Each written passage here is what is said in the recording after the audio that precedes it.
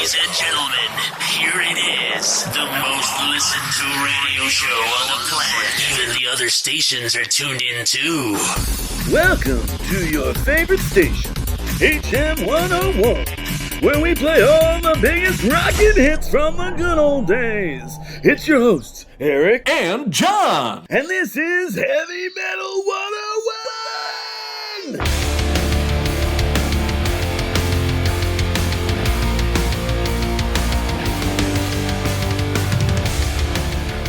For certain fawn-like younglings, this may be hard to believe, but there was indeed a time when heavy metal ruled radio, music television, and much of popular culture. John, you're a fawn-like youngling. Can you believe this? Sure. Why not? I appreciate your willingness to come with me on this journey of the mind. I'm always up for an adventure. Amen. And so it's true. Today, we're going to discuss not one, not two, but 3 albums that all sold over 10 million copies. That is a lot of landfill in this modern digital media age in which we find ourselves, no?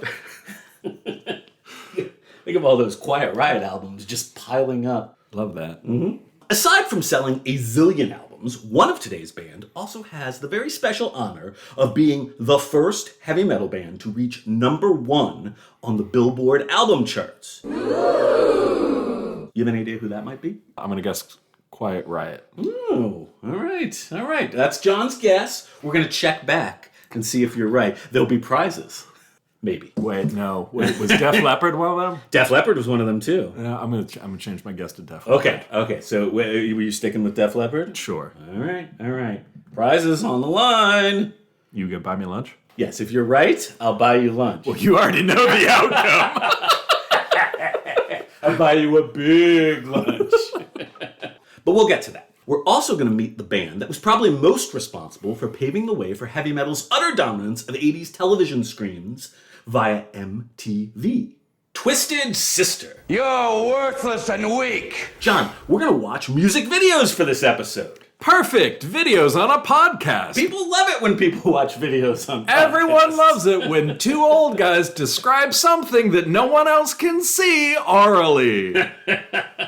So, am I correct in assuming that by the time you came of age, MTV was basically all reality TV all the time, and that you have not, to date, logged a vast amount of time watching rock and pop short-form music videos?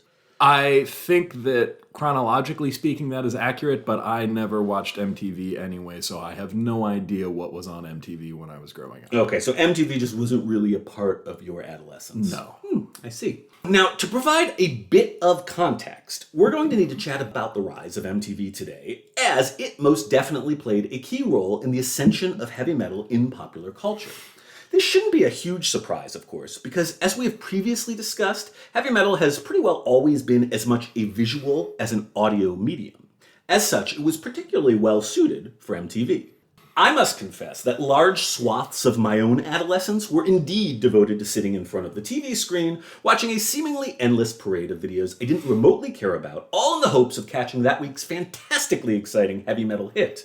It was a different world. It truly was, in so many ways. Very different. You should have seen how we got our pornography back then. Whew. Of course, for any... I don't know why we had to go there. Because that's where we go. That's where we Who is this we? Who is this we? John and Eric. Go into the pornography. Well, if we ever release an album, that's our debut album John title. and Eric going to the pornography.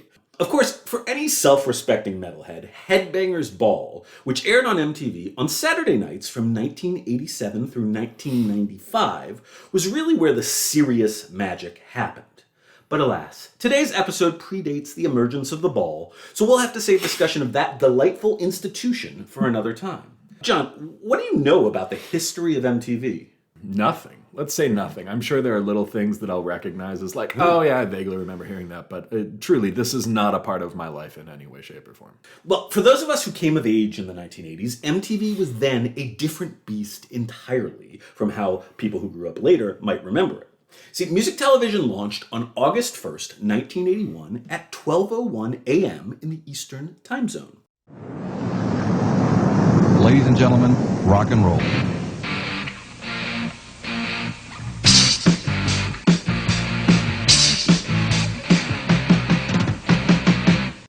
most people, including I suspect John, probably know, the very first video played, rather appropriately, was the Buggles' Video Killed the Radio Star. Something, however, I suspect considerably less people know is that the first heavy metal video played on MTV was the 16th video that was aired. That would be a video for the song Iron Maiden from the debut album by our beloved band of that same name, Iron Maiden. So as much as MTV played the ever-loving hell out of pop and new wave videos back in those early days, they really always did also provide something of a forum for heavy metal. Which brings us to today's first band of pop metal maestros. We're going to begin with a band that has already played a shockingly large role thus far in this second season of ours, and one which will, after this episode, bow out gracefully from the pop metal ranks as they were to grow so damn poppy that even I have trouble considering their later work through a heavy metal lens. I am, of course, talking about Sheffield, England's most favoritist sons, the often delightful, if not always terribly heavy, Def Leppard. You excited? So excited. Yeah! Love people who can't spell. I think they can spell. I think they choose not to. We don't know that. No, I couldn't guarantee it. MTV were playing Def Leppard as early as their 1982 video for the power ballad Bringin' On the Heartache. Do you remember that one? Nope. We did listen to it. Did we really? I don't even remember that title. Wow. Yeah, it's a great song. Okay. Great song. I'll take your word for it. And it was certainly to play a large role in the pop phenomena the band were to become. John, this makes 3 different Def Leppard albums on 3 different Season 2 episodes. I can actually feel the anger rising like heat from a subsection of our audience that is currently screaming into the void about Def Leppard being, quote, a goddamned hard rock band. How do you feel about all this? Is the Def Leppard you've heard this season heavy metal or not, according to your refined, delicate sensibilities? Well, before we started recording, I did say you're going to have to redefine for me how any of this classifies as metal, because it does all just kind of sound like sort of rock. I guess hard rock to me. Yeah, John really did bring that up. John talks about these things off there. You're not as cynical as you would lead us to believe. You care. You do. A little bit. A little tiny bit. You search for answers. Okay, so here's what I'll say.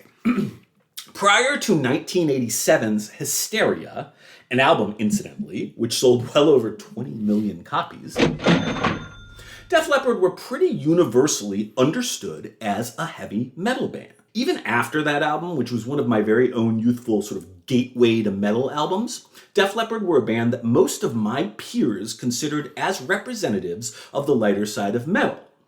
Their videos were featured on MTV's Headbangers Ball, and their handsome mugs were included in all of the standard heavy metal periodicals of the day. I'll admit that heavy metal did get considerably heavier over the course of the 1980s and beyond, and I think this has caused some retrospective reevaluation of pop metal into hard rock. Personally, I think of this as revisionist history. I am more than willing to allow that Hysteria was a clear effort by the band to distance themselves from metal and to attract a larger pop audience, but I'm still quite comfortable putting all of the earlier Def Leppard albums into the pop metal canon, and that's what we're going to do. So John, can you live with that? Sure. Yeah. It makes no difference to me. Yeah. You're the one that has to field the emails. Oh, that's going to get hot and heavy. Imagine the voicemails. Have we gotten a voicemail? I still haven't checked to see if I know how to Perfect. do it.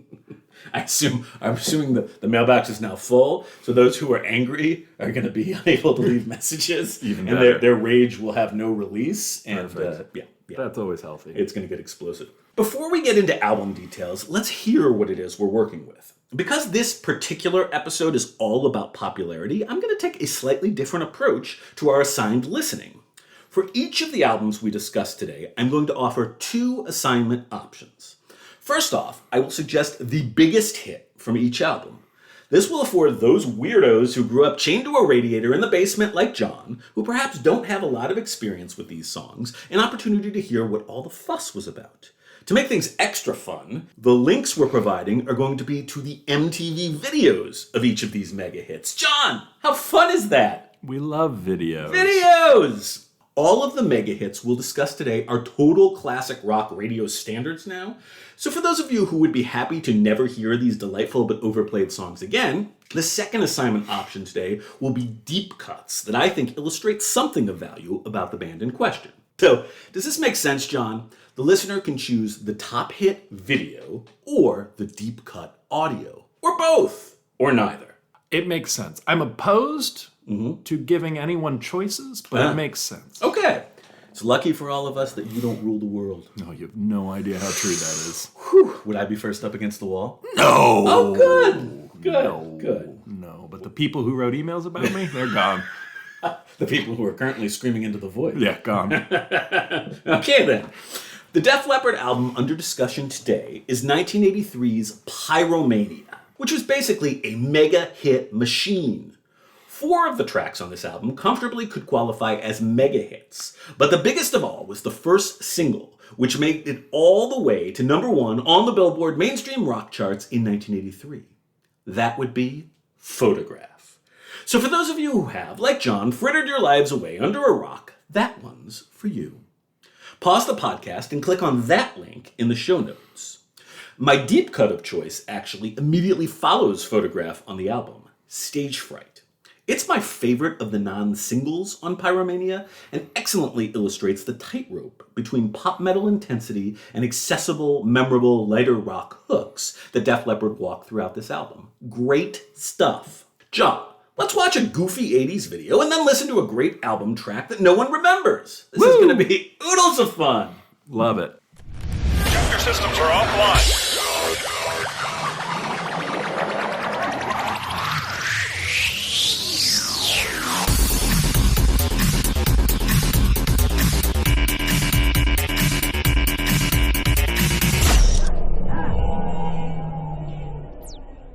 Okay, so John, it's time for the big reveal.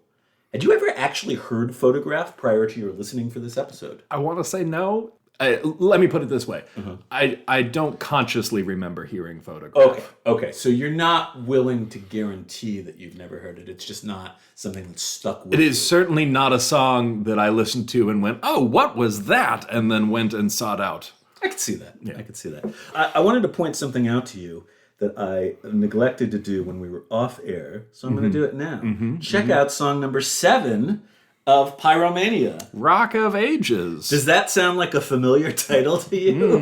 You mean the title of one of the singularly worst musicals ever created? Why, yes, it does. Thank you, Def Leppard, for providing the beautiful title of that particular beautiful musical. I'm not going to thank them for that.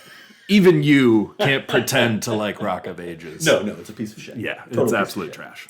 So, back to Photograph. It is a great song, but like Stairway to Heaven and so many others that have been murdered by the limited playlists of our classic rock FM radio stations, I've heard it at least 10 zillion times and could probably very comfortably go the rest of my life never hearing it again. But you've got fresh ears and eyes. What did you think of the song and its delightfully dated accompanying videos? I'm assuming you'd never seen that video before. No, definitely not. Yeah. What do you think of it? It's fine. Like, it's not... It doesn't feel like metal to me. It's very bored. I mean, we talked about Boston. I did. That chorus gives me strong Boston vibes. To me, there's enough sort of AC/DC 70s hard rock, heavy metal, pop metal, borderline material in there to balance out those Boston-like hooks. Sure, it's fine. I mean, look, it's not bad. It's not brilliant. There wasn't anything particularly virtuosic about it. Except for the direction and concept of the short-form narrative Well, let's get into the video, because I have nothing to say about the music, but the video was just all over the goddamn place. We had questions. I've seen the video many times, but I'll admit, I haven't seen it in many, many years.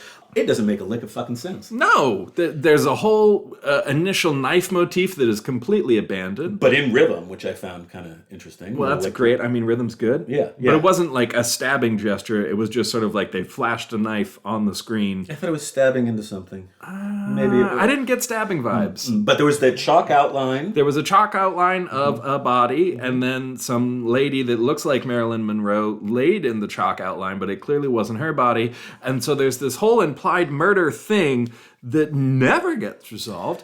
And furthermore, has nothing to do with the song. Not a thing. And, as if that weren't enough, throughout there's an increasingly elaborate sort of post-apocalyptic hellscape thing going on with, like, women in cages. But the women in cages do not show up until, like, the last third of the video. And it starts with just one, and then suddenly there's, like, 10 for could not have been more than 10 seconds. I have to guess that all of the women in cages were quite disappointed with the final edit of that video. You know what? If they got paid, they got paid. You might be right. You might be right. But it probably wasn't anyone's big break. Let's feel pretty secure in the statement that none of those young actresses moved on to greater success because of this video. Yes. It did work out pretty well for Def Leppard, however. So, Photograph is definitely a classic, both in audio and video form.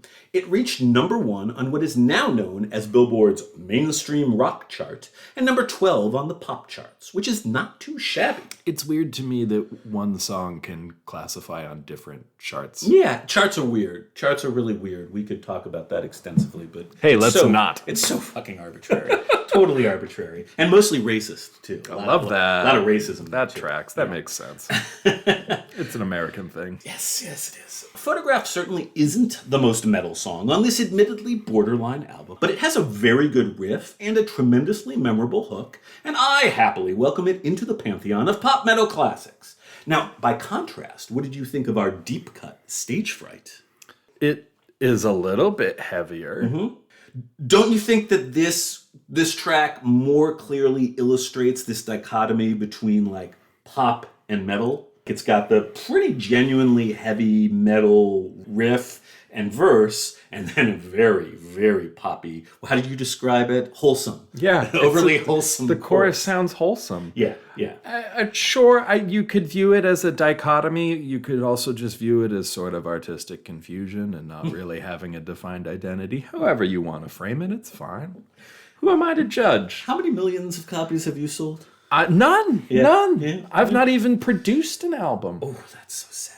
How many have you produced? I've produced multiple albums. Yeah. You can go on Spotify and check them out. Hey guys, Eric is a musician. I didn't know that. You guys should check him out. How do we find you? Where do we go? If you look up Eric Schwartz on Spotify, you'll find first the Jewish comedian, and then the Jewish folk musician. You know what? It's funny because if you Google John McKeever, the first thing to come up is also a comedian. Really? Yes. What a small world. You know, amusingly enough, so there's 3 Eric Schwartzes of note, assuming you consider me an Eric Schwartz of note. I don't, but go on. We actually used to exchange emails because we got all of our ASCAP rights mixed up and stuff. Yeah. So shout out to the other Eric Schwartzes. If you're listening, Eric Schwartz, I hope you're doing well. Oh, that's nice. Yeah.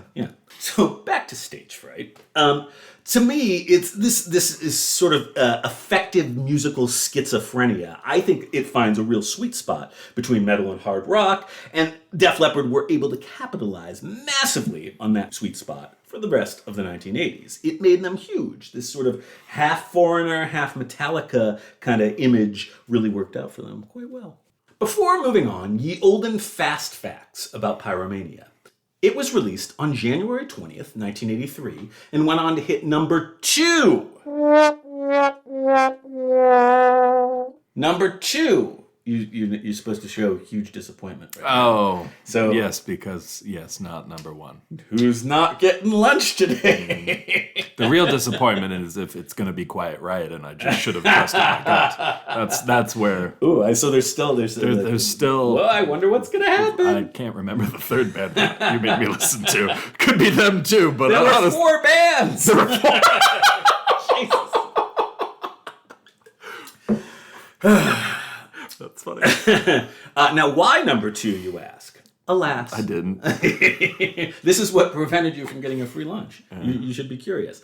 There was this wee little album called Thriller that was holding tenaciously to the number 1 spot during Pyromania's ascendancy, and Def Leppard had to settle for silver. This was also the album in which classic lineup guitarist number 2, your favorite member, Phil Collen, replaced Pete Willis. Willis did indeed record all the rhythm tracks on Pyromania, along with Steve Clark, and Colin just got to swoop on in at the last minute and shred a bunch of guitar solos. This album otherwise features the same lineup we've discussed on prior episodes. Joe Elliott, vocals, Steve Clark, lead and rhythm guitars, Rick Savage, bass, and a still gloriously two-armed Rick Allen, drums. Alas, Allen's left arm was not long for the world at this point. It was on December 31st, 1984, that he got into the car crash that led to his arm being amputated. But as of the recording and release of Pyromania, that tragic incident was still in the future. I love how you felt the need to bring it up, though. Well, it's important. One last fascinating fact before moving on. As was true of High and Dry, Pyromania was produced by super producer and future Mr. Shania Twain, Robert John Mutt Lang. This time around, along with the entire band, Lang actually got a writing credit on all of the songs. John, what do you think about producers getting writing credits? I think it depends on what they did as a producer. It seems totally viable if they were producing to the level that some producers certainly do. Yeah, I find it pretty fascinating. It certainly isn't the industry standard, though it probably should be in situations that it's appropriate for. Now, obviously, Lang was integral to Def Leppard's transition from an excellent, fairly accessible Nawabum band to pop super duper stardom. Whatever he was doing, it most certainly worked. Pyromania is one of our diamond albums of today, selling over 10 million copies in the US alone. Yowza! Okay, enough fucking Def Leppard. Moving on. We now get to meet a shiny new band that we have not yet... said shitty. It doesn't say shitty, although you may find them shitty. Far away. They are a shiny new band that we have not yet discussed on this podcast. Isn't that fun? It's great. Maybe we'll learn something. Yeah, it's nice to actually learn a few things. Actually, I'm sort of lying because they did come up in passing a few episodes back. We discussed their late, exceedingly great founding guitarist, Randy Rhoads.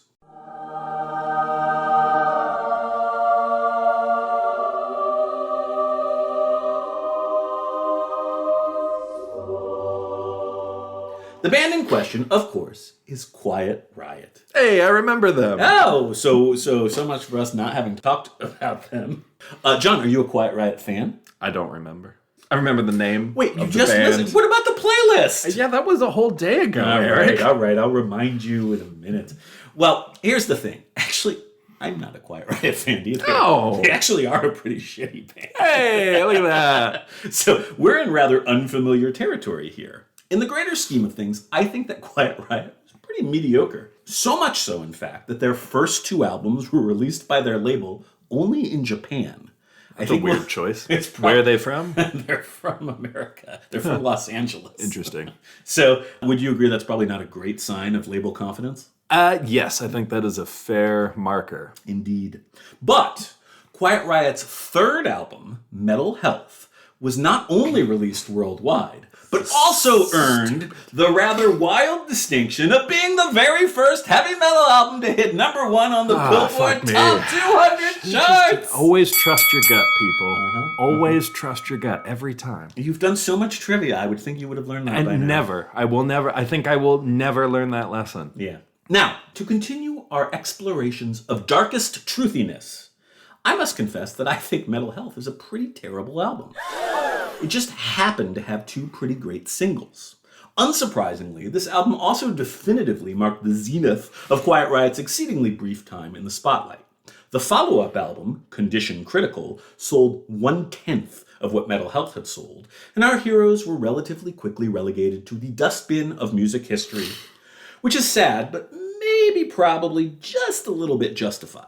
With all this in mind, our foray into Quiet Riot and Metal Health will be relatively short and sweet. John, are you okay with that? Yes.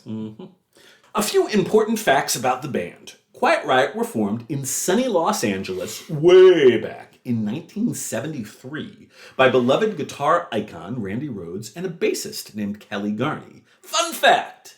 In the late 1970s, an intoxicated Garney decided that he was going to kill Quiet Riot's singer, Kevin DuBrow. Alas, he was arrested for drunk driving while heading over to the studio to do the deed, so it never happened. Regardless, he was kicked out of the band after that little incident. Fun, no? Yeah, fun. We love murder plots and drunk driving. That's like where we live. That's our wheelhouse. the we of this episode is very, very curious to me. So, as I mentioned, the first two albums, which are truly fucking terrible, were both released in Japan in 1978. Eventually, this original version of the band fell apart, and it actually wasn't until 1982 that singer Dubrow got things up and running again with a new lineup. The version 2.0 lineup that recorded Metal Health was as follows. Kevin Dubrow, vocals. Carlos Cavazo, guitar. Rudy Sarzo, bass.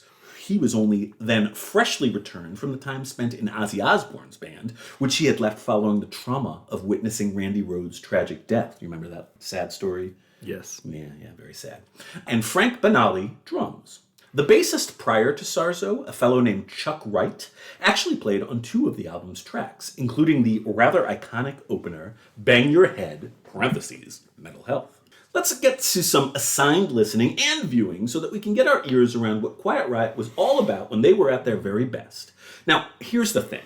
I can't quite bring myself to feature any truly deep cuts from this album. I really just don't especially like any of the songs on this album, aside from the singles, enough to merit playing them here. As such, here's what we're going to do. First, I'm assuming that everyone with a pulse has heard Come On Feel the Noise. John, you have a pulse. Yeah, I have actually heard this song before. All right, I thought as much. I think that in this day and age... I didn't know it was spelled like that, though. I was rather disappointed to see how it was spelled, if I'm honest. I thought that was going to be a source of disappointment. Can you tell everyone about the spelling? Cum is spelled C-U-M. It's just so juvenile. Yes, it is a bit juvenile. Noise is spelled with a Z. I didn't even make it. I couldn't get past the first word. Yeah, I can see where that would be difficult for you. Now, I think that in this day and age, most metalheads already know this fact, but were you aware that this song is a cover? No. Yeah, indeed it was. It's originally by the rather excellent 70s British glam rock band Slade. In fact, Quiet Riot didn't even want to record it, and did so only grudgingly. And that it made them more money than God, and all was well in the world. Now, in defense of Quiet Riot, you can blame Slade for the spelling. The spelling was theirs, it's original, it wasn't a Quiet Riot invention. So you feel better about Quiet Riot now? No, but go on. Okay. I imagine that some percentage of those who have heard the song have never had the joy of watching the hugely popular MTV video. So assigned listening option number 1 is a link to that very clip. I'm eagerly looking forward to watching that with John momentarily. Option number 2 isn't at all a deep cut, but it does get appreciably less contemporary rock radio play than Come On Feel the Noise. This would be the aforementioned opening track, Bang Your Head, parentheses, Metal Health. If you've never had the pleasure, do check that tune out. Despite all the trash I've talked about Quiet Riot, it's actually a pretty great tune. It kicks off the album very effectively. Okay, get to getting. It's now time to pause the podcast and immerse yourself in pure, undiluted Quiet Riot mediocrity. Your show.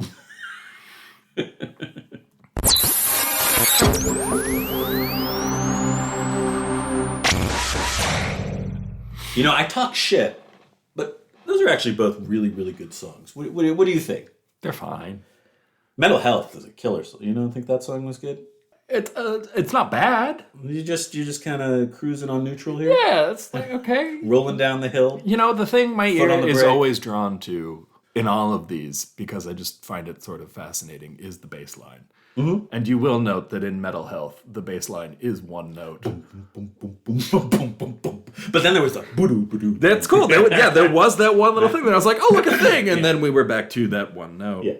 It's grounded. It's very grounded, and there's nothing wrong with that. And I will say it takes skill to play one note in time with a consistent sound in a compelling way. But it's fine.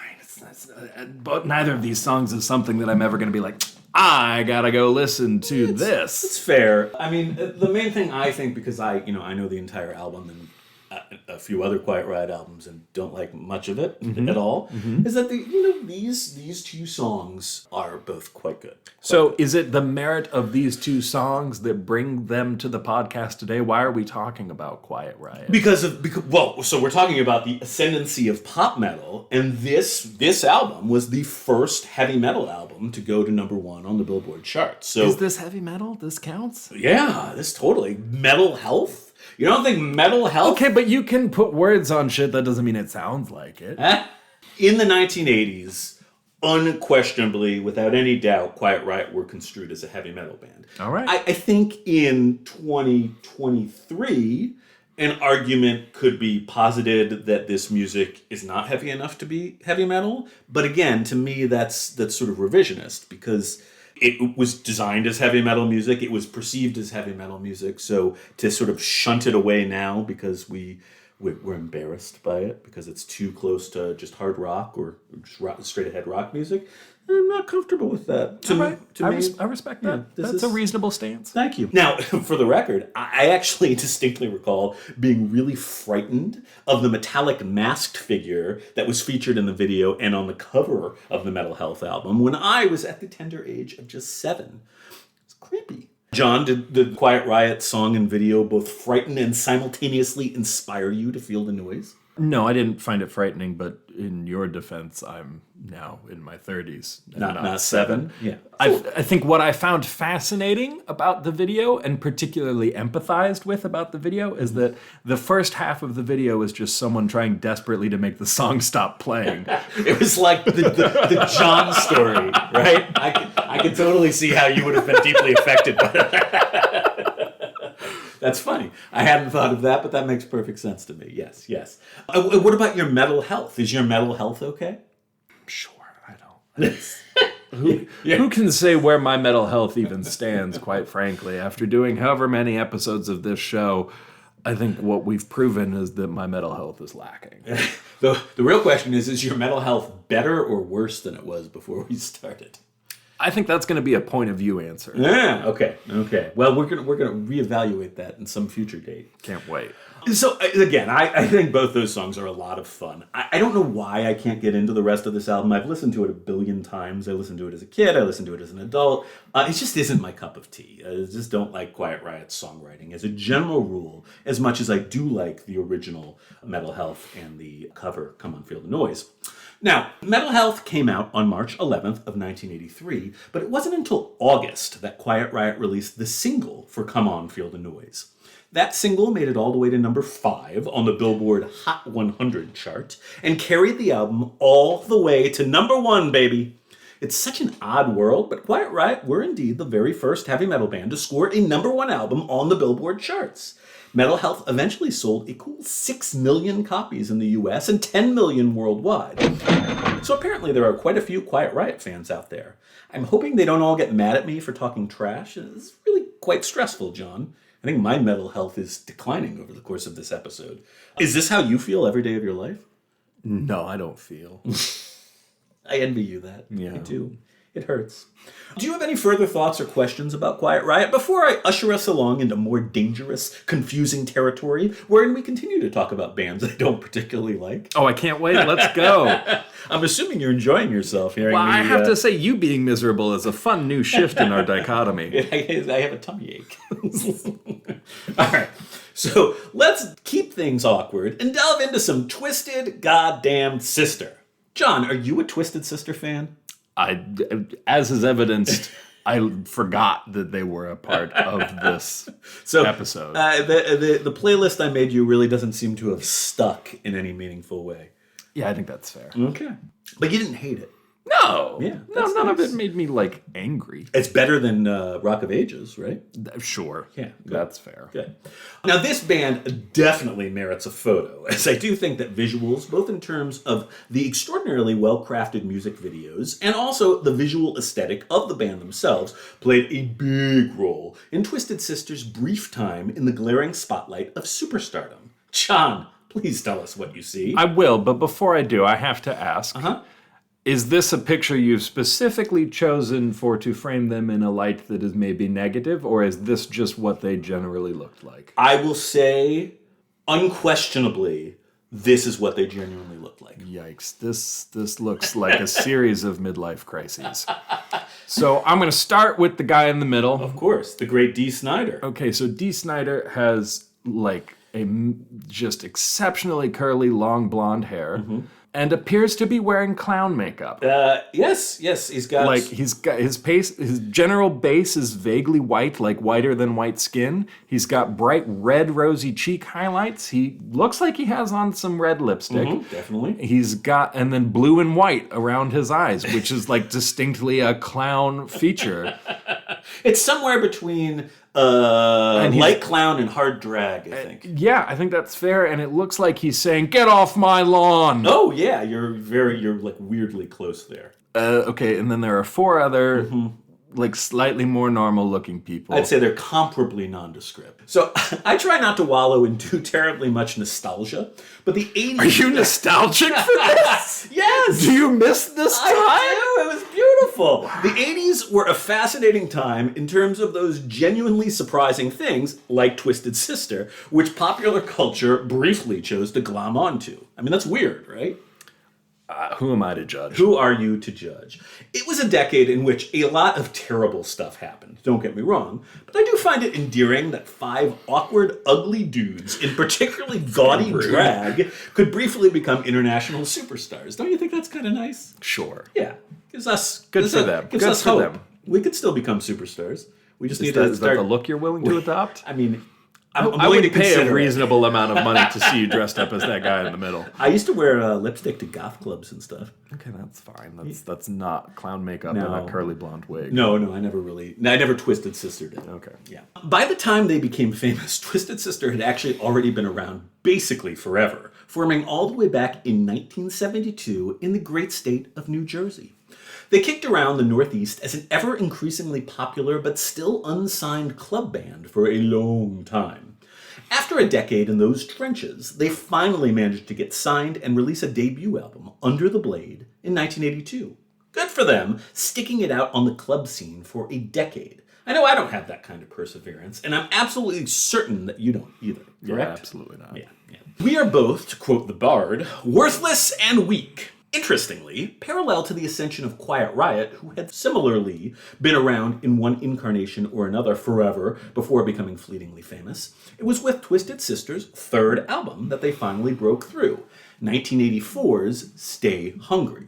Also just like Quiet Riot, following this one mega hit, Twisted Sister's career pretty quickly faded into oblivion. Although, singer Dee Snider has actually done an excellent job keeping himself in the public spotlight in a variety of ways, including writing, directing, and starring in a pretty solid horror film, Strangeland. Did you see that one? No. Somehow I missed that one. I suspected you had missed it, but the story was actually based on a suite of 2 songs from Stay Hungry, collectively known as Horror-teria, parentheses, the beginning. Anyhow, part of the reason for Twisted Sister's popularity as a club band was that they were shock-rocking spiritual descendants of Alice Cooper, with a darkly wacky, elaborate stage show. Yeah, they were very theatrical.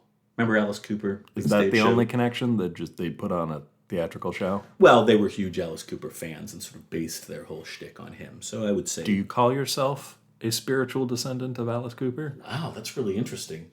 Yes. Interesting. Yeah. Okay. All right. I think I would. I'd never thought about it until this moment, but yeah. They bring some of that into their music, but a lot of it is just blandly inspirational power pop, like the 2 mega hit singles from Stay Hungry, We're Not Gonna Take It, and I Wanna Rock. It was in transferring their darkly wacky sensibility to the medium of music video that Twisted Sister were truly able to gain the attention and adoration of the public. Both of the aforementioned singles had extremely fun, memorable videos. John, have you had the pleasure of watching either of those short-form music videos? Sure haven't. Oh my. We're going to have such fun taking a look at We're Not Gonna Take It. I do assume you've heard that song? Yes. Yeah. The video portion of our Twisted Sister assigned listening segment will indeed be We're Not Gonna Take It. Now, as I alluded to earlier, as with Quiet Riot, I'm not really a huge fan of Twisted Sister. To me, both of these bands feel like the audio equivalent of big lumbering dinosaurs, soon to go extinct, as leaner, smarter musical mammals rose to metal dominance. That said, I do prefer Twisted Sister to Quiet Riot, and I generally like much of Stay Hungry, even if it is not one of my personal favorite albums. The deep cut that I'm going to suggest here is Burn in Hell, which is a darker, heavier song than a lot of what is on this album, and is hence right up my alley. It also was prominently featured, along with a band cameo, in the film Pee-wee's Big Adventure. How awesome is that? What a weird movie. It's all over the goddamn place. Yeah, very weird. Okay, so choose your poison, or chug them both down, perhaps with a venom chaser to cleanse the palate. You can click on the link to the We're Not Gonna Take It video, or to the audio for Burn in Hell. Sound, vision, yes!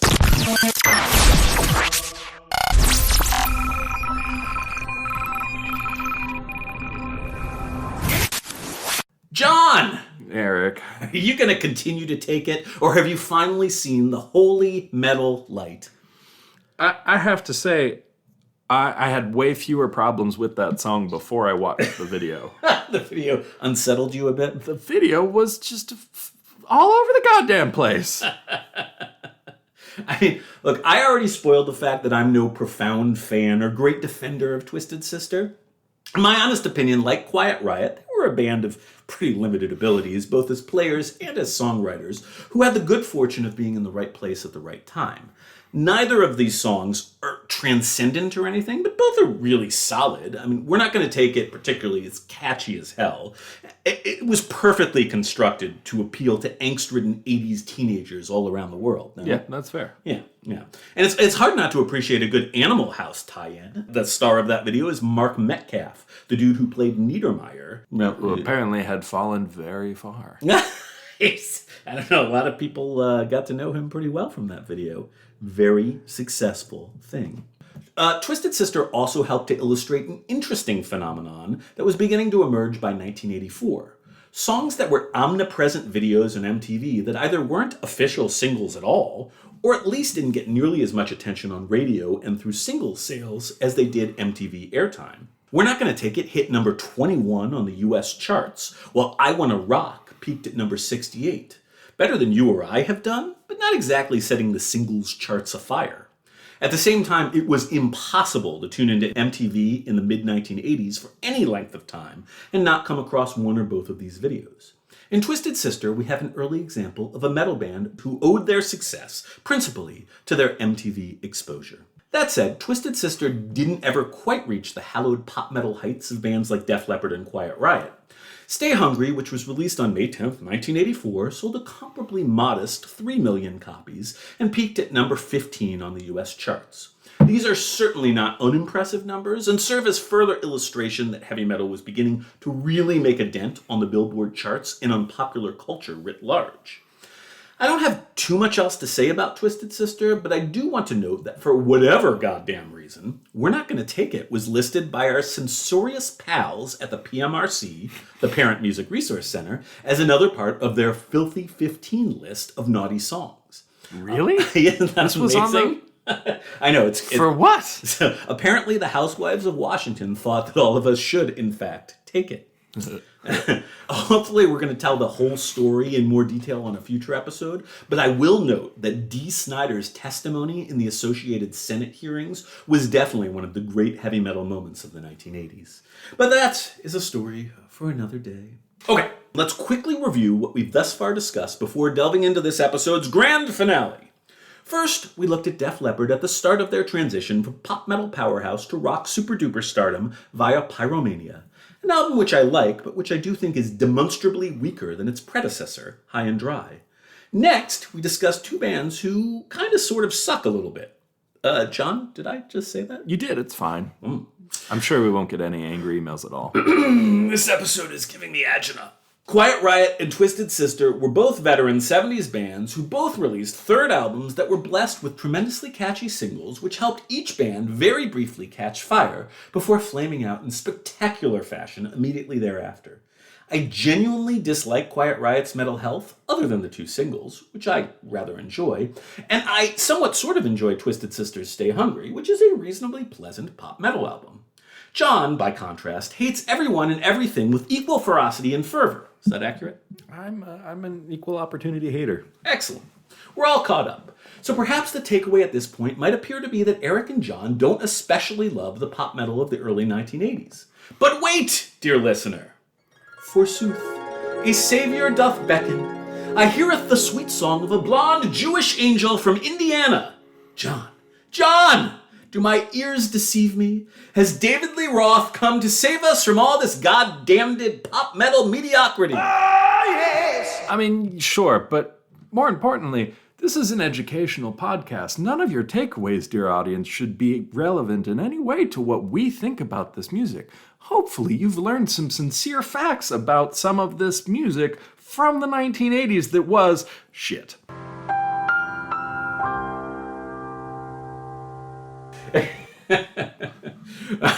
Thank you, John, for that beautiful public service announcement. I'm here to help. Now, more importantly than the arrival of the great Diamond Dave, he's brought the big guns along. Eddie and Alex Van Halen and Michael Anthony. And they are ready to kick our ever-loving asses 1980s synth style. That's right. Thank the fucking goddess. It's time to talk 1984! Oh! John, I love Van Halen.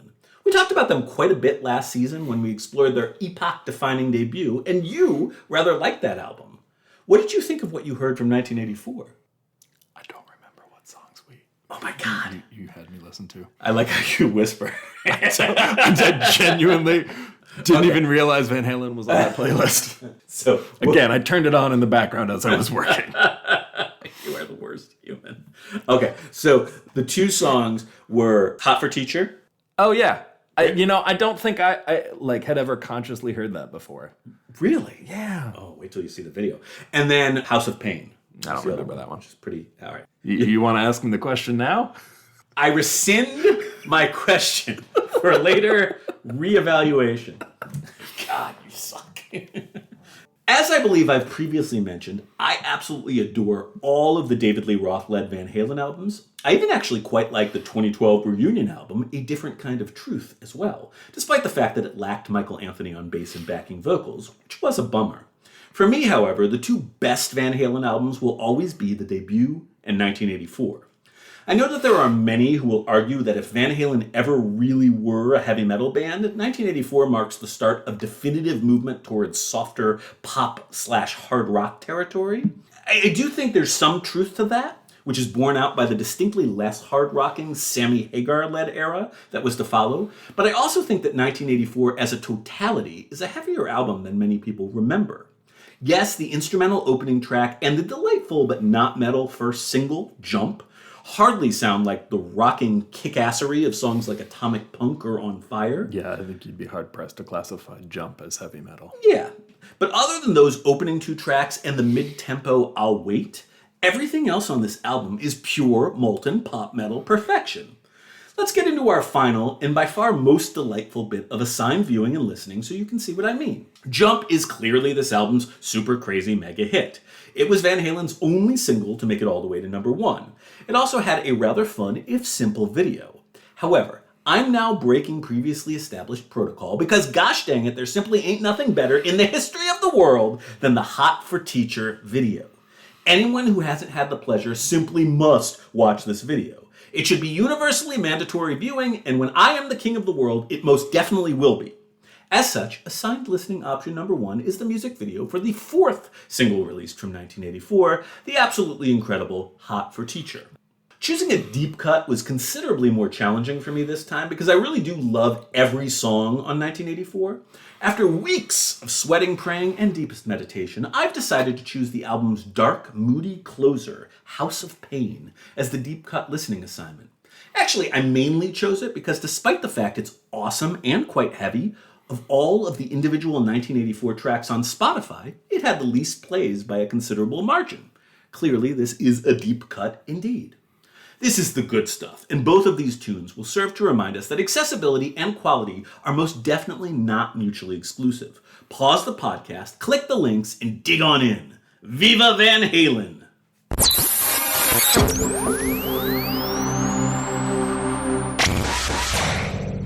Yeah! I knew it was coming. I knew it was going to happen, and I forgot. It's just powerful. It's power. It's the power of Van Halen. John, is there anything found on God's green earth that affords more pure, perfect joy than the video for Hot for Teacher? Puppies? I do like puppies. What about snuggling with a puppy and watching the video for Hot for Teacher? That'd be pretty good. I could do that. It's a fun one. The song is incredible. That's a word for it. Every mess all over the goddamn place. Yeah, but in a fun in a fun way. Sure, the ending was cute. The ending is cute. I do like that kind of ending.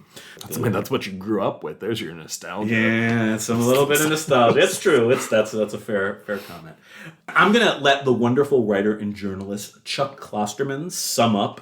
Of Hot for Teacher, Klosterman says, quote, "The encapsulation of almost everything Van Halen is known for, all within the space of 5 minutes. Athletic drumming, an extended guitar introduction that transitions into a thick principal riff, vocals that are spoken more than sung, 2 interlocked solos, and lyrics that are technically demeaning, but somehow come across as non-toxic and guileless." End quote. I think that pretty much says it all. What do you think? Sure. Yeah. Now, House of Pain, by contrast, is one of those very occasionally pissed off, dark Van Halen ditties that I have an especially soft spot for. It's basically Eminem's I Like the Way You Lie, just 25 years earlier. John, could you read us the second verse lyric? Heartaches all around me, how many times we tried. Said she tried to leave me, but her hands were always tied. If I had it all to do, I'd keep it just the same. Gonna fix it so you never leave this house of pain. Pretty damn dark, right? Yeah, I like that it rhymed. Yeah, and it rhymes. Unlike some other shit we've listened to today. So true, so true. This is the side of 1984 and the band more generally that I think people tend to forget because of all those fun party rockin' jumps and Panamas we're always hearing on the radio. Fuck, is Panama Van Halen? Yeah, same album too, also from 1984. I know. Interestingly, an early version of House of Pain goes as far back as the famous Zero demo that Kiss's Gene Simmons produced in 1976. Great song. But honestly, there is not a single track on 1984 that isn't great. It may not be Van Halen's heaviest album, but I'm quite comfortable calling it a pop metal album, and frankly, one of the very best pop metal albums of all time. John, how do you feel about that? Whatever you say, boss. I appreciate your flexibility. It's certainly a fuck ton better than Quiet Riot, right? Yeah, I'll take that. Okay.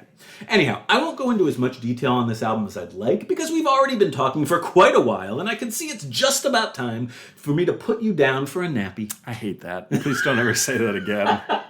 Please never, ever say that again. I'm gonna have to add that to future episodes. I will say that much of the creation story of 1984 was rooted in a response to the difficulties Eddie had had with the rushed experience of recording its cover-heavy predecessor, 1982's Diver Down. As a result, he built his own home studio, which he called 5150, named after the California legal code for the temporary, involuntary psychiatric commitment of individuals who present a danger to themselves or others due to signs of mental illness. How you like them apples? Okay. Yeah. Which is where they wrote and recorded the album 1984. Frankly, this album was really all about Eddie asserting himself over both David Lee Roth and producer Ted Templeman. Eddie pushed and pushed to include more synthesizers this time around, which he played and in which he had become increasingly interested. He also absolutely refused to include any covers on the album. Eddie, more or less, called the shots on 1984. And it all worked real good. 1984, which was released on January 9th of that selfsame year, is yet another diamond-certified classic, selling over 10 million copies in the US. Like Pyromania, 1984 peaked at number 2 on the charts, also due to the sales monstrosity that was Michael Jackson's 70 million copy selling Thriller. It's probably worth mentioning that Eddie Van Halen actually played on that album, performing the guitar solo on a little-known ditty called Beat It. John, were you aware of that particular little fact? I was not. Yes, indeed. For what it's worth, 1984 did make it all the way to number 1 in Canada. So Canada has that going for them. It also charted in about 497 other countries. It was a big frickin' deal, and deservedly so. John, I think we're ending this occasionally rocky, complicated exploration of early mid-80s pop metal sensations on a high note. I don't even want to talk about how David Lee Roth left the band after 1984, because that would bring us all down. In Eric's robust fantasy world, the 1984 lineup stayed together, Eddie Van Halen is still alive, and the band is still releasing kick-ass pop metal classic after kick-ass pop metal classic. Is it okay to you if I just cling to that lovely fantasy? Hey, whatever helps you sleep, buddy. Thank you. Any further thoughts you'd like to share about any of these 4 early pop metal classics or the bands that created them? No. Good. It's funny to think that the critics thought that metal was actually dead by the end of the 1970s. Metal as an art and as popular media was just a wee little baby in the 1970s. As we can see, the 1980s really were the golden age, and this really only was just getting going in 1983 and 1984. But for now, we must bid our beloved public adieu. Before we do so, could you be so kind as to remind them of how they can get in touch with us so they can bitch at me for speaking ill of iconic bands like Quiet Riot and Twisted Sister? If you'd like to bitch at Eric for all of the awful things he has said and done, you can do so via email at heavymetal101podcast@gmail.com. Or you can leave a scathing voice message that no one will hear at anchor.fm/heavymetal101podcast. Or you can find us on social media through Facebook at Heavy Metal 101 Podcast, Twitter, we're still on Twitter? Yeah, we're still on. I don't feel totally comfortable with that, but we're still there. Twitter at Heavy_101 or on Instagram at Heavy Metal 101 Podcast. Now, assuming you don't hate us forever because what a big dumb jerk I am, we'd love to have your 5-star ratings and or kindly reviews on Apple Podcasts or anywhere else that might help to bring this podcast more listeners and help to make John's dark, lonely nights just a teeny bit less dark and lonely. John, I think it's your turn to sign us off. Say something witty and wise. No.